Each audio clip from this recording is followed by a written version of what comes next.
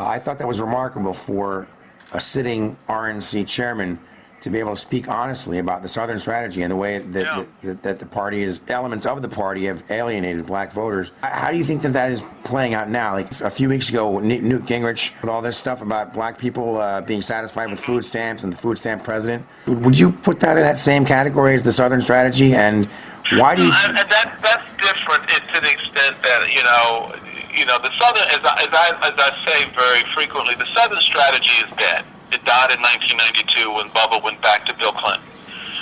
So the effectiveness of trying to win nationally going forward, and what we've seen since the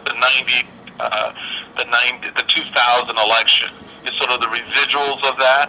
That they've sort of reared its ugly head in the red state versus blue state sort of Karl Rovian strategy. But that change, that is so passe and so, I think, detrimental to the party's future, because when you look at the demographic shifts that are occurring around this country, in places where you least expect them, in the South and in the Midwest especially, with the growth of Hispanics and African Americans, who are moving into and changing the dynamics politically, not just culturally and socially in these communities, but politically. The party is better to learn how to adapt to that. So when you take what a Newt Gingrich or Santorum or any other Republican has said, and you look at it through the prism of this new dynamic, you see this kind of this old language, this old conversation that, people back in the day may have gotten it and understood it, but today it means something very different, and it's translated particularly to the newer generation of voters as out of touch or out of step with their values and how they look at matters of race, how they talk about race, how they view relationships between the races and between the sexes and among the sexes. So the party now, I think, has to sort of step up its game and generationally as well as rhetorically to understand how to be relevant in a time when it matters. And right now it really matters, because I don't think we're connecting with a lot of people. We went to great pains in between 2009 and 2010 to build those coalitions and to establish those relationships and to reach, not reach out in the traditional outreach terms, but to actually walk in the shoes of, that means be in the community where their concerns rest. So as national chairman, the first trip for me as party official was to Harlem. And you wouldn't believe the flack I took for that. Yeah, I remember. Why are you going to Harlem? And my response was, because that's where voters are. Why not go to Harlem?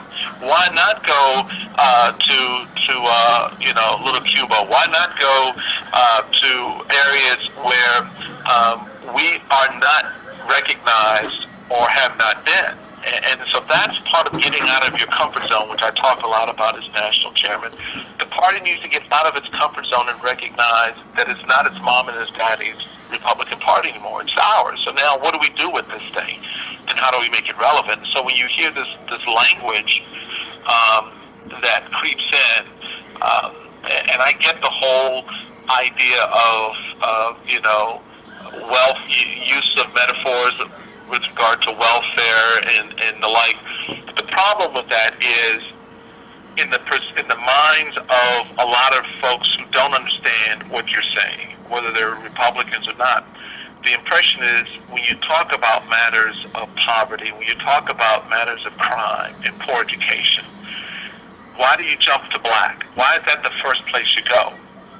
Right. And that was the problem with Iowa. You set up this argument along racial lines, when in fact the vast majority of the people who are on welfare, who are using food stamps, who are in the welfare system are white. The vast majority of the people who are in the criminal justice system are white, and yet you create this perception that it's black people you're talking about. and Right. that offends black people, number one.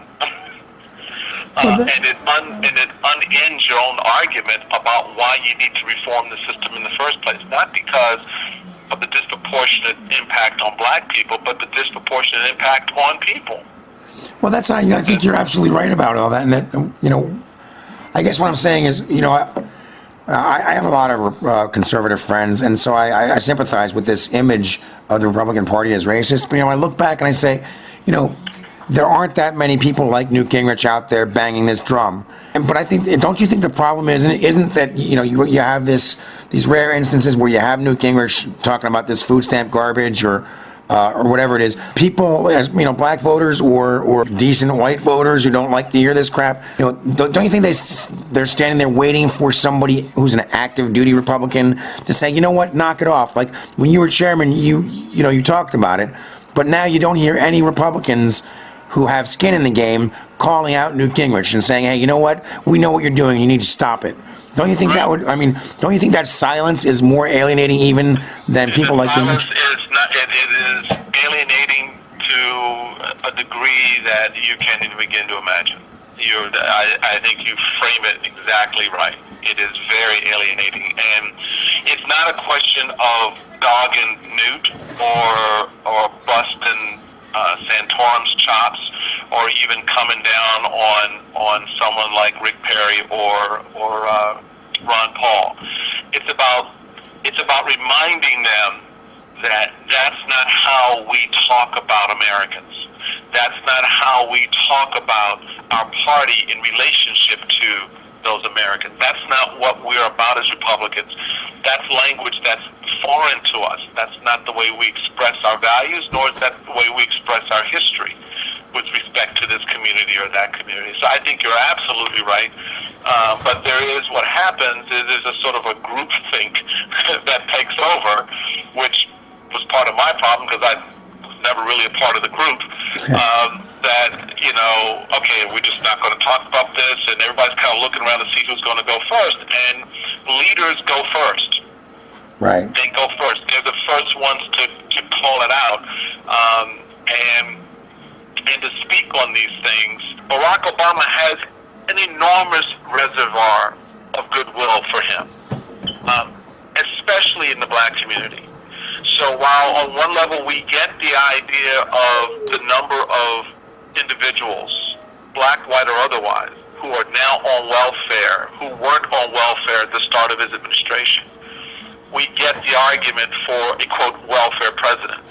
But the connotation and the implications of, those two words in the context of a black president is going to be read as racist by black Americans. Right. And therefore, you can turn them off to everything you have to say after that. The thing they've heard now is that not only have you sort of lumped us all back in the welfare class, but you called the first black president the arbiter of that system. And that's not what they want to hear. What they want to hear is, okay, how do you help move us from those hard times, from being on welfare into something better? How do you help create prosperity?